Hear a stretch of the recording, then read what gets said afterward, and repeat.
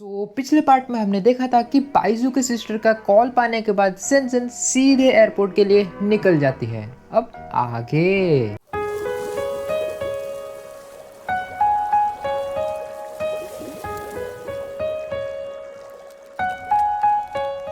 अब एयरपोर्ट में पहुंचने के बाद सेंजन बाइजू को यूएस जाने से रोक लेती है, जिसके बाद बाइजू के पापा जेनजन पर काफ़ी गुस्सा हो जाते हैं। पर बाइजू के वहाँ होने की वजह से वो जेनजन को कुछ नहीं बोल सकते।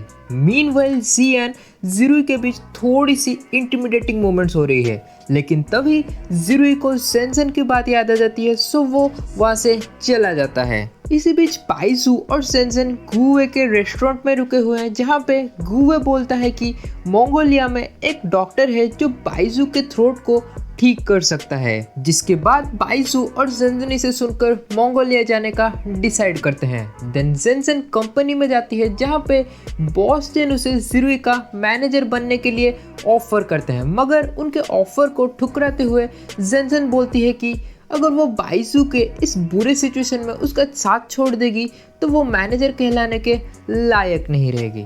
इसको सुनने के बाद बॉस सेंजन के ऊपर थोड़ा सा इम्प्रेस हो जाते हैं और उसे मंगोलिया जाने का परमिशन दे देते हैं। अब मंगोलिया में वो दोनों पापा पाओ नाम के एक डॉक्टर से मिलते हैं, जो बोलता है कि बाइजू के वोकल कॉर्ड में उसे थोड़ा सा सार्कोमा नाम का एक डिजीज हो गया है, जिसको ठीक करने के लिए बाइजू को बस थोड़े से टेंशन कम लेने होंगे। अब मंगोलिया में बाइजू और सेंजन थोड़ी सी एंजॉय कर रहे हैं, जहाँ पे बाइजू बोलता है कि शायद मैं कभी भी ब्राइटेस्ट स्टार बन नहीं सकता, जिसके जवाब में सेंजन बोलती है कि तुम्हें ब्राइटेस्ट स्टार बनने की क्या जरूरत है, क्योंकि इन अंधेरी आसमान में सभी तारों की अपनी खूबसूरती होती है और तुम्हारे अंदर भी अपनी खूबसूरती है। मीनवाइल जिरुई सेंजन को काफी मिस कर रहा है, क्योंकि पॉपुलर बनने के बाद उसे अंदर से कुछ खाली खाली सा लग रहा है।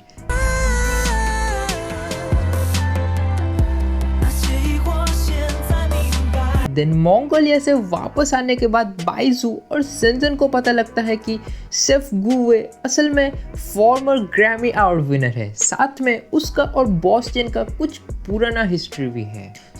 बाइजू के काफ़ी सारे रिक्वेस्ट्स के बाद गुवे बाइजू का मेंटोर बनने के लिए राजी हो जाता है, जिसके बाद वो बाइजू को काफ़ी सारे सिंगिंग ट्रेनिंग्स करवाता है। मीनवाइल जिरुई जियान से तंग आकर बोलता है कि उसके दिल में सिर्फ एक ही गर्ल हो सकती है और वो जेनजन है, जिसको सुनने के बाद जियान काफी गुस्सा होकर जेनजन के साथ रहने से मना कर देती है। इस बीच बाइजू पूरा गरीब बन चुका है, क्योंकि उसके पापा ने उसे अपार्टमेंट से निकाल दिया है, साथ में स्टार एंटरटेनमेंट कंपनी ने उसे सस्पेंड कर दिया है। आउट ऑफ ऑप्शंस बाइजू सेंजन के घर में रहता है। देन थोड़े ही दिन बाद बाइजू सेंजन से बोलता है कि अब वो साथ में रह रहे हैं तो उन्हें मैरिज कर लेनी चाहिए, साथ में उसे 2 चिल्ड्रंस भी चाहिए। देन उसके मजाक के बाद बाइजू फिर से अपने वॉइस ट्रेनिंग्स में चला जाता है। मीनवाइल जेनजन बॉस जेन से पूछती है कि एक सिंगिंग कंपटीशन होने वाला है, मगर उसमें बाइजू का नाम नहीं है। इसका आंसर तो बॉस जेन अभी नहीं देते, लेकिन सेंजन को पता लगता है कि बॉस जेन का बाइजू के फादर के साथ दुश्मनी होने की वजह से उन्होंने बाइजू को सस्पेंड किया था, और इसी सेम चीज को हम नेपोटिज्म नाम से भी जानते हैं। इसी बीच मालिना को भी एहसास होता है कि बॉस जेन ने उसका सिर्फ इन्वेस्टमेंट पाने के लिए एक प्यादे की तरह इस्तेमाल किया था। अब बाइजू स्टार एंटरटेनमेंट कंपनी आके बॉस जेन से पूछता है कि क्या वो कंपटीशन में हिस्सा ले सकता है, जिसका जवाब बॉस जेन बोलते हैं कि उन्हें बाइजू के एबिलिटीज पर शक हो रहा है, सो वो उसे कंपटीशन से तो दूर ही रखना चाहते हैं। मीनवाइल बाइजू के पापा सेंजन को अपने घर में बुला के बोलते हैं कि वो बाइजू को कन्विंस करें कि बाइजू हमेशा के लिए सिंगिंग को छोड़ के उनके बिजनेस को संभाले, जिसके जवाब में सेंजन बोलती है कि बाइजू एक छोटा बच्चा नहीं है, वो अपने फैसले खुद ले सकता है। देन गुवे कैफे में अपने दोस्तों के साथ बातें कर रहा था कि तभी एक जबरदस्त सी म्यूजिक बजती है, जिसके जवाब में सेंजन बोलती है कि ये म्यूजिक बाइजू का है। उससे गुवे काफ़ी इम्प्रेस हो जाता है। देन इसके बाद गुवे बॉस जेन से मिलने जाता है और बोलता है कि बाइजू को इस कंपटीशन में अलाउ करने के लिए, क्योंकि उसका मेंटर जेफ है जो पहले बॉस जेन का मेंटर हुआ करता था। ऐसा लगता है कि बॉस जेन ने जेफ के साथ कुछ गलत किया था, क्योंकि इसी बीच डू वैन किंग जो बॉस जेन की वाइफ है उनसे बोलती है कि वो उनके पुराने मेंटर से माफ़ी मांगने जा रही है। देन थोड़े देर बाद डू वैन किंग एक कॉन्फ्रेंस अरेंज करती है जिसमें वो बोलती है कि उन्हें बाइजू को कंपटीशन के लिए अलाउ करना चाहिए, जिस पर बॉस जेन काफ़ी अपोज करता है, मगर मेजोरिटी की वोट बाइजू पर जाती है। मीनवाइल बाइजू के मेडिकल रिपोर्ट्स आ चुके हैं जिसमें काफ़ी अच्छी रिपोर्ट आई है, क्योंकि डॉक्टर ने कहा है कि बाइजू धीरे धीरे करके हील हो रहा है।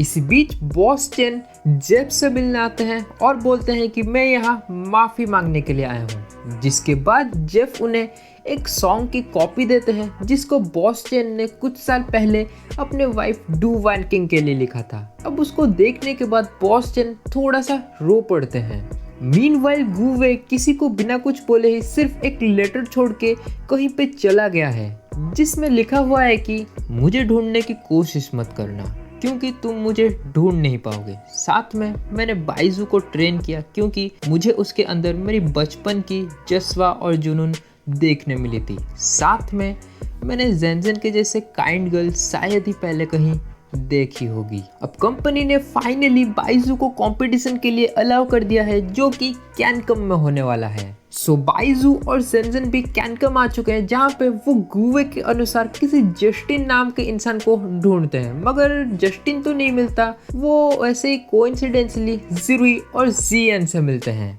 द नेक्स्ट डे बाइजू अपने मॉम के आखिरी निशानी यानी उनके रिंग से जेनजेन को प्रपोज करता है, मगर इस सडन प्रपोजल से जेनजेन थोड़ी सी शॉक में आ जाती है और उन दोनों की खींचातानी में वो रिंग पानी में गिर जाती है। अब उनके होटल लौटने के रास्ते में एक आदमी उनका पीछा कर रहा था।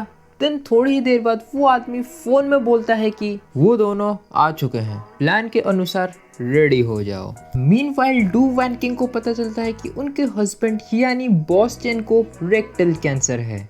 देन उसके अगले दिन की शुरुआत एक बैड न्यूज़ के साथ होती है, क्योंकि जेनजेन कहीं पे किडनैप हो चुकी है। अब उसको बचाने के लिए बाइजू $300,000 किडनैपर्स को पे करता है, मगर किडनैपर्स उसे डबल क्रॉस करते हैं क्योंकि उन्होंने जेनजेन को एक जलते हुए घर के अंदर बंद करके रखा था। सो बाइजू अपनी फायर की फोबिया से ओवरकम करके जेनजेन को बचा लेता है।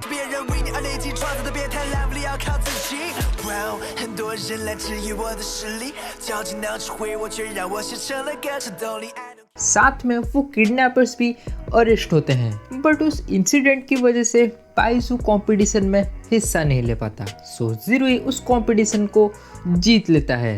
अब अगले दिन बाइजू ड्राइव करके अपने उस खोए हुए रिंग को ढूंढने के लिए जाता है। देन कुछ टाइम के बाद बाइजू लौट के जेनजेन से बोलता है कि उसे वो रिंग तो नहीं मिला, मगर वो इस सेल से उसे प्रपोज करता है। बट जेनजेन जब उस सेल को खोलती है, उस सेल के अंदर वो रिंग होता है।